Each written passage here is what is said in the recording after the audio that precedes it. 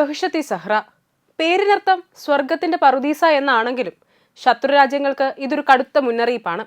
ഇവിടുത്തെ ഓരോ കല്ലിനും ഓരോ യുദ്ധത്തിന്റെ കഥ പറയാനുണ്ട്. 10,000-കണക്കിന് പോരാളികളുടെ ചോരയുറഞ്ഞ ഈ മണ്ണ് ഇറാന്റെ രാഷ്ട്രീയ ചതുരംഗ പലകയിലെ ഏറ്റവും വലിയ കരുനീക്കമാണ്. മരണം പോലും തോറ്റുപോയ വിപ്ലവകാരികളുടെ ഈ വിശ്രമ സ്ഥലം ഇറാന്റെ ശത്രുക്കൾക്ക് നേരെ ഉയർത്തിപ്പിടിച്ച ഒരു വലിയ റെഡ് സിഗ്നലാണ്. ഇത് വെറും ഒരു ശ്മശാനമല്ല, ഇറാന്റെ ചങ്കുറപ്പിന്റെ ശേഷിപ്പാണ്. ഇറാന്റെ തെക്കൻ അതിർത്തിയിൽ കിലോമീറ്ററുകളോളം പരന്നു കിടക്കുന്ന ഈ പ്രദേശം കേവലം മൃതദേഹങ്ങൾ അടക്കം ചെയ്ത ഒരിടമല്ല, മറിച്ച് ഇറാന്റെ ആധുനിക ചരിത്രത്തിലെ ഏറ്റവും വലിയ പോരാട്ടങ്ങളുടെ സാക്ഷ്യപത്രമാണ്. 1979 ഇസ്ലാമിക വിപ്ലവത്തിന്റെ കനലുകളിൽ നിന്നാണ് ഈ മണ്ണിന്റെ രാഷ്ട്രീയ പ്രാധാന്യം തുടങ്ങുന്നത്. ഷാ ഭരണകൂടത്തിനെതിരെ തെരുവിലിറങ്ങി ജീവൻ ബലി നൽകിയ വിപ്ലവകാരികൾ മുതൽ 8 വർഷം നീണ്ട ഇറാൻ-ഇറാഖ് യുദ്ധത്തിൽ വീരമൃത്യു വരിച്ച 10,000-കണക്കിന് സൈനികർ വരെ ഇവിടെയാണ് അന്ത്യവിശ്രമം കൊള്ളുന്നത്. ഓരോ ശവകുടീരത്തിനു മുന്നിലും വെച്ചിരിക്കുന്ന രക്തസാക്ഷികളുടെ ചിത്രങ്ങളും അവരുടെ പോരാട്ട വീര്യത്തിന്റെ സ്മരണകളും ഇന്നും ആ പ്രദേശം ഒരു സജീവ യുദ്ധക്കളമാണെന്ന തോന്നൽ ഉണ്ടാക്കുന്നുണ്ട്. ഇറാന്റെ ആത്മീയ നേതാവായിരുന്ന ആയത്തുള്ള ഖൊമേനിയുടെ സ്മൃതിമണ്ഡപം ഈ പ്രദേശത്തെ കേവലം ഒരു ശ്മശാനത്തിൽ നിന്നും രാജ്യത്തിന്റെ രാഷ്ട്രീയ സ്ഥിരാകേന്ദ്രമായി മാറ്റിയിരിക്കുന്നു. ഇവിടുത്തെ ഓരോ രക്തസാക്ഷിവാരവും ഇറാൻ ജനതയ്ക്ക് നൽകുന്ന സന്ദേശം ഒന്നാണ്: രാജ്യത്തിന്റെ പരമാധികാരത്തിന് വേണ്ടി ജീവൻ നൽകാൻ ഞങ്ങൾ തയ്യാറാണ്. വിദേശ ശക്തികൾ ഇറാനെതിരെ സൈനിക നീക്കത്തിന് ആലോചിക്കുമ്പോൾ അവർ ആദ്യം നോക്കുന്നത് ഈ ലക്ഷക്കണക്കിന് ശവകുടീരങ്ങളിലേക്കാണ്. കാരണം സ്വന്തം ജീവനേക്കാൾ രാജ്യത്തിന്റെ ആത്മാഭിമാനത്തിന് വില നൽകുന്ന ഒരു ജനതയുടെ പോരാട്ട വീര്യത്തിന്റെ ഏറ്റവും വലിയ തെളിവാണ് ബഹുഷത്തി സഹ്റ. വെറുമൊരു സ്മാരകം എന്നതിലുപരി പുതിയ തലമുറയിലെ ഇറാനിയൻ സൈനികർക്കും ഭരണാധികാരികൾക്കും ഊർജം നൽകുന്ന ഒരു പവർ ഹൗസായി ഈ മണ്ണ് പ്രവർത്തിക്കുന്നുണ്ട്. 2026 ഫെബ്രുവരി അവസാനത്തോടെ ലോകശ്രദ്ധ പിടിച്ചുപറ്റിയത് ഈ സെമിത്തേരിയെ ചുറ്റിപ്പറ്റിയുള്ള ഒരു അസാധാരണമായ പ്രചാരണമായിരുന്നു.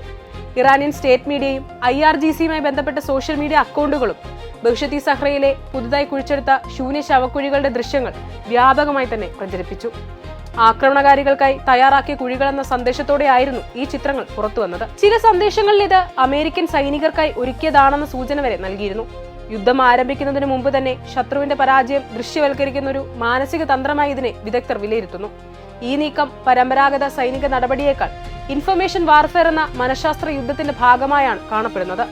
യുദ്ധം നടക്കുകയാണെങ്കിൽ അമേരിക്കൻ സൈനികരുടെ മൃതദേഹങ്ങൾ ഇറാനിയൻ മണ്ണിൽ എത്തുമെന്ന് സൂചിപ്പിക്കുന്ന സന്ദേശം വഴി അമേരിക്കൻ പൊതുജന മനോഭാവത്തെയും സൈനികരുടെ ആത്മവിശ്വാസത്തെയും ബാധിക്കാനാണ് ഇറാൻ ശ്രമിക്കുന്നതെന്നാണ് വിശകലനങ്ങൾ. 2003 ഇറാഖ് യുദ്ധത്തിലെ മനുഷ്യനഷ്ടങ്ങൾ അമേരിക്കൻ സമൂഹത്തിൽ സൃഷ്ടിച്ച രാഷ്ട്രീയ പ്രത്യാഘാതങ്ങൾ വീണ്ടും ഓർമ്മിപ്പിക്കാനുള്ള ശ്രമമെന്ന നിലയിലും ഇതിനെ കാണുന്നു. യുദ്ധം തുടങ്ങുന്നതിന് മുമ്പ് തന്നെ ആഭ്യന്തര യുദ്ധവിരുദ്ധ സമ്മർദ്ദം ഉയർത്തുക എന്നതാണ് ഇത്തരം സന്ദേശങ്ങളുടെ ലക്ഷ്യം. എന്നാൽ യഥാർത്ഥത്തിൽ ഒരു അമേരിക്കൻ സൈനികൻ യുദ്ധത്തിൽ കൊല്ലപ്പെട്ടാൽ എന്താണ് സംഭവിക്കുന്നത് എന്നത് ഈ പ്രചാരണത്തിൽ നിന്നല്ല വ്യത്യസ്തമാണ്.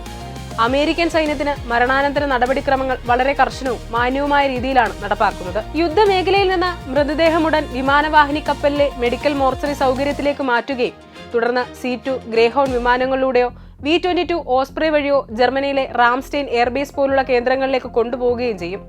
അവിടെ നിന്ന് അമേരിക്കയിലെ ഡെലവറയിലെ ഡോവർ എയർഫോഴ്സ് ബേസിലേക്ക് മൃതദേഹം എത്തിക്കും. ഡോവർ എയർഫോഴ്സ് ബേസ് അമേരിക്കൻ സൈന്യത്തിന്റെ ഏറ്റവും പ്രധാനപ്പെട്ട മോർച്ചറി കേന്ദ്രമാണ്.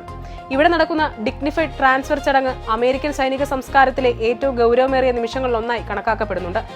ദേശീയ പതാകയിൽ പൊതിഞ്ഞ ശവപ്പെട്ടി വിമാനത്തിൽ നിന്നിറക്കുമ്പോൾ കുടുംബാംഗങ്ങളും സൈനിക ഉദ്യോഗസ്ഥരും സാക്ഷിയാകുന്ന ഈ ചടങ്ങ് ആരും പിന്നിലാകില്ല എന്ന സൈനിക സിദ്ധാന്തത്തിന്റെ പ്രതിഫലനമാണ്. ഇറാന്റെ പ്രചാരണ ശവക്കുഴികൾക്കും അമേരിക്കയുടെ രക്ഷാ സിദ്ധാന്തത്തിനുമിടയിൽ വ്യക്തമായ ആശയവ്യത്യാസമാണ് ഇതിലൂടെ കാണുന്നത്. ഇതോടെ ബഹുഷത്തി സഹ്റയും USS എബ്രഹാം ലിങ്കൺ പോലുള്ള അമേരിക്കൻ സൈനിക ശക്തിയും തമ്മിലുള്ള സംഘർഷം വെറും സൈനിക ഏറ്റുമുട്ടലിന്റെ സാധ്യത മാത്രമല്ല, 2 വ്യത്യസ്ത യുദ്ധ തത്വശാസ്ത്രങ്ങളുടെ പ്രതിനിധാനമായി മാറുന്നു. ഇറാൻ രക്തസാക്ഷിത്വ സംസ്കാരം മുന്നോട്ട് വെക്കുമ്പോൾ മരണത്തെ മതപരവും ദേശീയവുമായ വിജയത്തിന്റെ ഭാഗമാക്കുന്നു. മറുവശത്ത് അമേരിക്ക സാങ്കേതിക വിദ്യയും രക്ഷാപ്രവർത്തന സംവിധാനങ്ങളും ഉപയോഗിച്ച് ഓരോ സൈനികന്റെയും ജീവനും മരണവും പരമാവധി വിലമതിക്കുന്ന സൈനിക മാതൃകയാണ് അവതരിപ്പിക്കുന്നത്. അതിനാൽ ബഹുഷത്തി സഹ്റയിലെ ശൂന്യ ശവക്കുഴികൾ ഒരു ഭീഷണി സന്ദേശമോ പ്രചാരണമോ മാത്രമല്ല, ആധുനിക യുദ്ധമിനി തോക്കുകളും മിസൈലുകളും മാത്രം ഉപയോഗിച്ച് നടക്കുന്നില്ലെന്ന സത്യത്തിന്റെ തെളിവുമാണ്. യുദ്ധം തുടങ്ങുന്നതിന് മുമ്പ് തന്നെ മനസ്സുകളെയും ധാരണകളെയും സ്വാധീനിക്കുന്ന വിവര യുദ്ധമാണിപ്പോൾ ഇറാൻ പ്രധാന ആയുധമായി മാറ്റിയിരിക്കുന്നത്. പശ്ചിമേഷ്യയിൽ സംഘർഷ സാധ്യതകൾ ഉയരുന്ന ഈ കാലഘട്ടത്തിൽ ശവക്കുഴികളും രക്ഷാ ഹെലികോപ്റ്ററുകളും ഒരുപോലെ യുദ്ധത്തിന്റെ ഭാഷ സംസാരിക്കുന്ന പുതിയ ലോകക്രമത്തിലാണ് മനുഷ്യരാശി കടന്നിരിക്കുന്നത്.